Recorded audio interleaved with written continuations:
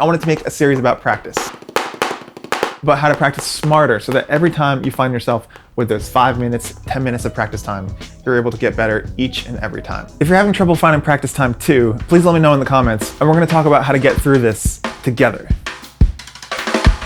So I wanted to make a small series about this. Let's improve our rudiments together.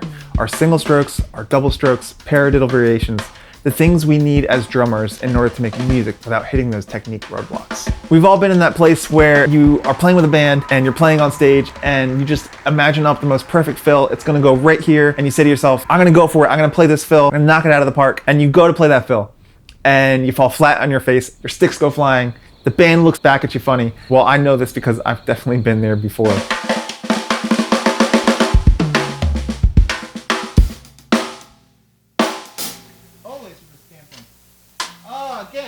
Let's break down what goes into a single stroke roll and what you want to get out of it. First, the hand pattern itself. Should be simple, right? Right, then left, then right, then left, then right again, right, until you get into odd subdivisions. Playing triplets or other weirder subdivisions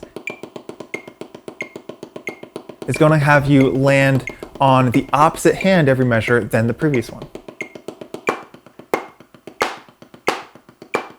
So you're going to want to be extra aware of what hand you're playing when.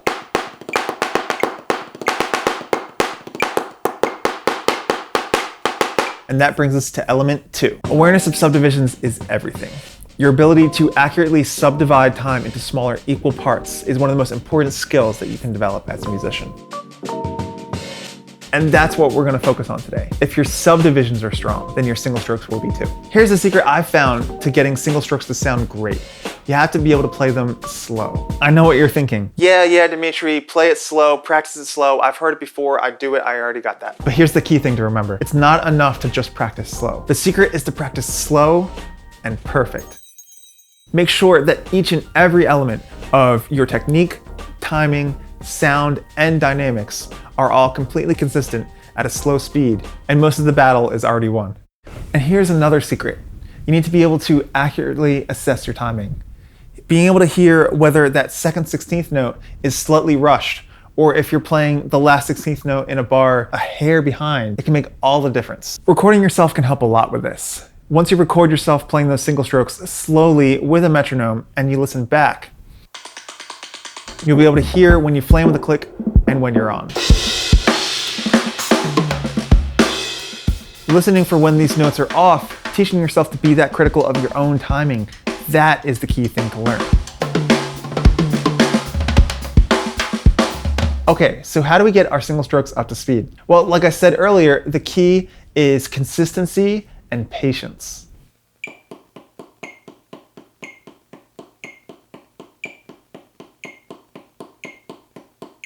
If you're able to play 16th notes with a metronome at 60 BPM, and you're able to play that perfectly, just keep doing that. Build up that muscle memory of playing and hearing those notes exactly right every time. When that becomes second nature, then you're ready to start bumping the speed up. You've got 5 minutes, 10 minutes a day to practice.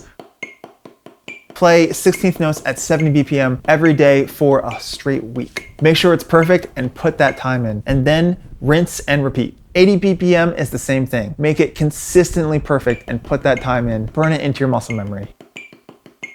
90 BPM, 100 BPM, and so on and so on and so on. If you're patient, you'll get up to 180 BPM before you even know it.